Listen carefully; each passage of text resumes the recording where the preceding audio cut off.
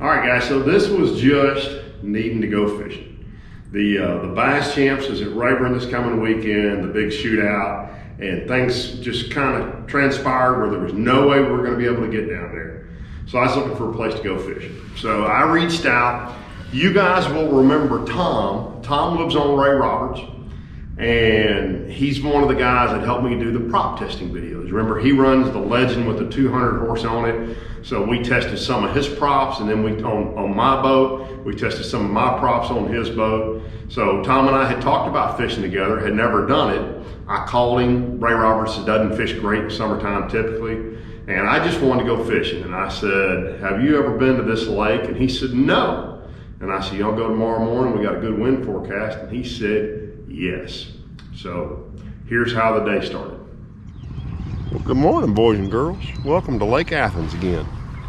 It is the June 17th or 18th. I got my contacts on. I can't see my watch, but I called my buddy Tom, who you guys will remember did the prop testing with me up at Ray Roberts a couple of years ago. He lives there at Roberts.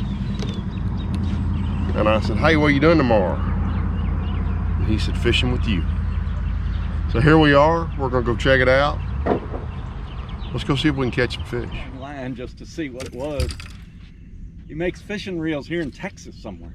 Oh man, that's something. Fishing reels. Rods are everywhere. Everybody makes a rod everywhere anymore, but reels are, that's a whole big ball game there. The whole reels are made of Asia. Yeah.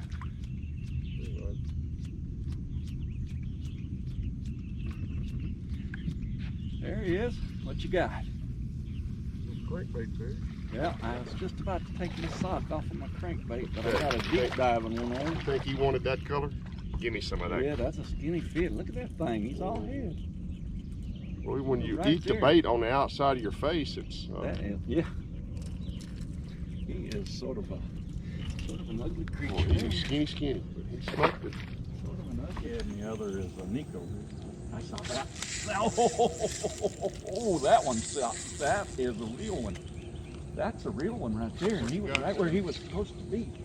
He's coming up. Nope, he's going right there. Coming up. Oh, yeah, there you go. You are a lot smaller than I thought you were when I sent the hook, though. I knew you were in there. You just strung it. Strong. Nice. Felt good, though. Set that hook, boy. It was for real. I'm glad I set that drag right. I tightened that drag down so that it set just right about 5 seconds before he bit that thing. Pretty fish. Pretty fish. I'll take you all day long, fish. It's fun on spinning tackle. 2.5 pounder? Yes, sir. Nice. Yeah, spinning tackle's fun to catch them on. You know, Ray Scott, he got totally just goobered up on that.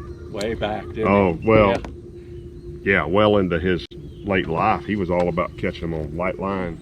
So Nico had been around. There he is, picked it up into him. Like this first one. And skinny. Look at that thing. You were right, boy. Long, skinny fish. Blind in one eye. Now he's going to be blinder in one eye. All right, so that's that same little canal area that you guys saw me fish last year, and I was a little bit disappointed. I really thought we could pull in there pretty early. Now, we weren't there at the crack of dawn, but I thought we could pull in there early and catch a couple of fish, and we did, but they weren't near the solid size fish I'd wanted to catch. So I had no idea. I hadn't been on the lake in about a year, maybe probably 10 months. But I knew that the schooling fish should be starting pretty soon, and I thought, you know, probably go down there and have a little bit of fun. So we go down on the main lake, and I'm trying to think. It seems like we caught a couple of schooling fish early. If so, I'll stick them in right there. That was more than one. First one I've seen that was more than one fish. Oh, there they are right there to the right of there. See them? Yeah, they just came up under the water, pushed the bait up to the right of where I just saw them in a little closer. Look at them, see them? They're moving to the right. They are moving to the right. Oh, there he is. Good job, good job. Good job.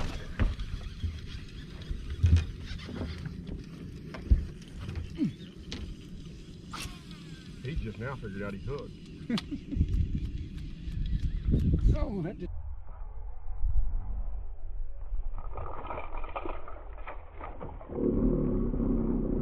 He threw it. I didn't tell you I didn't put sharp hooks on there, did I? Thanks, man. Oh, look at that. They're in there. He didn't get it. They're little. Look at mine. And I believe we did, but they were just starting to knock bait around a little bit. And I kind of got on the bank, and I knew there was a little point up ahead of me. So I just started, first I went up to see if I could flip the docks, and there's a whole bunch of pondweed around the docks. And then that little wispy stuff, it's not hydrilla. I don't know what it is. The first time I ever saw it was in Possum Kingdom years ago. But it's needly looking grass. It grows on the bottom, but it doesn't grow very tall typically.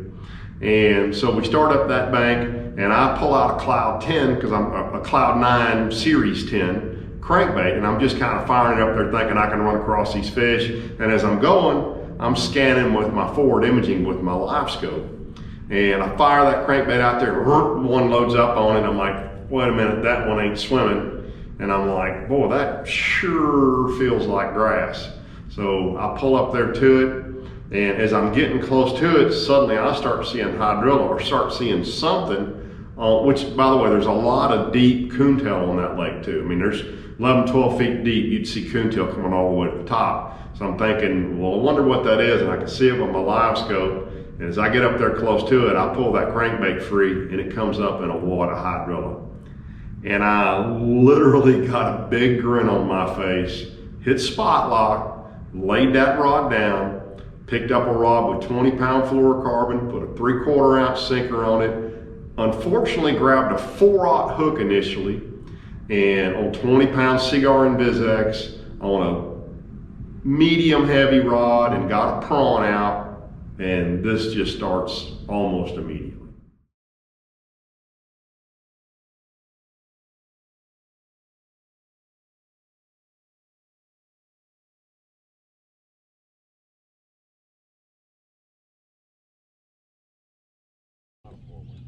But Max wanted her.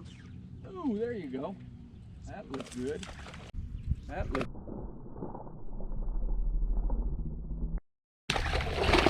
Nice one, nice one. Nice one. Bit my little prawn. Yeah, I like it. Nice fish too. Good solid fish. I could do that all day. I'll make you sit out here and sweat if they'll bite that. Yes, sir. So I was telling my buddy, I said, you know, I want to go punching. I said, everybody I know doesn't like to go punching, but he said, I'm in. He was the only one on the Roberts that caught one about 4 pounds with me the other day when we did go punching. So boys and girls, that is scattered hydrilla on a flat main lake point in about 11 feet of water. Just pitching a prawn around on 20-pound cigar, 3/4 ounce sinker. James Niggermeyer, I think he became a pro in '97. Who did? James Niggermeyer. Yeah. Oh, you are tearing them up. I have just gone to 6 cents bait. They like that prawn, man. They really do. You don't have to tell me 3 times. Well, Twice was enough. I just told you 3 times. I know. Tell you again too. I was for it after the second, but now that was over in the clump stuff.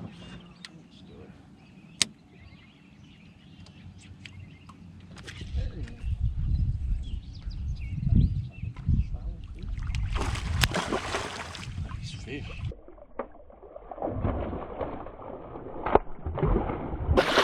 Nice fish. Chunks, man. Chunks, man. I like Chunks. it. I like it. We'll see if he'll put on a 3/4 ounce weight now, guys. Yeah, he said, don't I'll tell me do it. 4 times. That's 4 times now, I've told him. I will do it. Where you got him? They're chewing up my Nirvanas though. Give me that bag of Nirvanas down on the floor if you would. Sponsored by, those guys were all BASS back then. Get it. Gun it. That's a better fish. Oh man, Or it's about to sink. That's a nice fish. That. Nice one. I like it. Like it. Just love doing that. That's a little bit of one. That's a good fish. Come here, baby doll. That's a pretty clear water fish, isn't it? It is beautiful. God, I love down there them in that dark Hydrilla. fish like that. Hydrilla, dark, clear water fish. Pretty. Good job. That's a solid 4 3/4. Oh, yeah, that's a 4-pounder. That's a good one. Oh, that is so much fun. That is. We're gonna do a little flipping today, Yeah, I honey. like it. So I'm gonna tell you right now, I'm breaking this into 2 videos. I'm gonna do Tuesday and Thursday this week because the fishing gets better and the fish get bigger throughout the day. It got so good. Well, first off, I decided, I can't remember now. Yeah. So I thought, well, if I'm gonna do this, I'm gonna do it right and I'm gonna put braid on. So I sat down, I took because braid cuts through that grass so much better than fluorocarbon. Fluorocarbon will cut it, but not like braids like running a bladed saw through that grass. And when you get those fish really buried in that, it helps for that line to cut that grass so you can pull those fish free.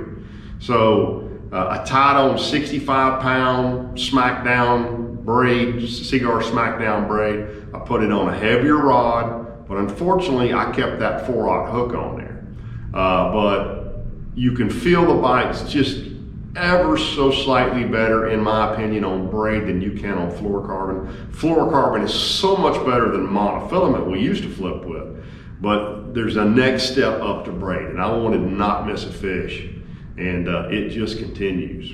So you saw there, I sprung a hook. So on Thursday's video, I'm gonna show you why I believe going to smaller hooks makes more sense doing this. So I promise you I'll get that into the Thursday video just with a demonstration of a couple of different hooks. I personally like an EWG hook because of the way it sets up, and that's whether it's in what I'm throwing, which is a 6 cents prawn, which is pretty much my go-to flipping bait. Matter of fact, you're gonna see later in this video, I go to what I think is probably a Reaction Innovations beaver. That's because we ran out of prawns. We literally used every one we had in the boat. But that one and the Strike King, I want to call it a rodent. Strike King's largely similar. I just have a real high degree of comfort in my hookup ratio with that prawn, and I know they'll eat it. So I really like the prawn. It's a little bit thicker bait. The hook stays in the bait a little bit better for me than it does in a beaver style bait. So that's why I like the prawn. But it's just, this is such a fun day, and let's go back for a little bit more fishing. Dang. Taking a whipping for no reason. Good fish.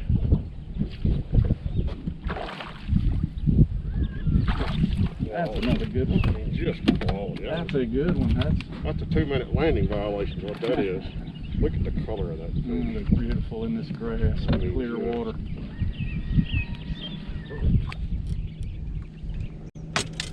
Beautiful down in that grass, man. That is so much fun. Hey, you ought to catch one, man. This is a lot of fun. I mean, you just, it sounds like fun. What you do is you flip it over in there. And if the bobber's just dancing, wait. But when that bobber goes under, you got to set the hook fast. Easy.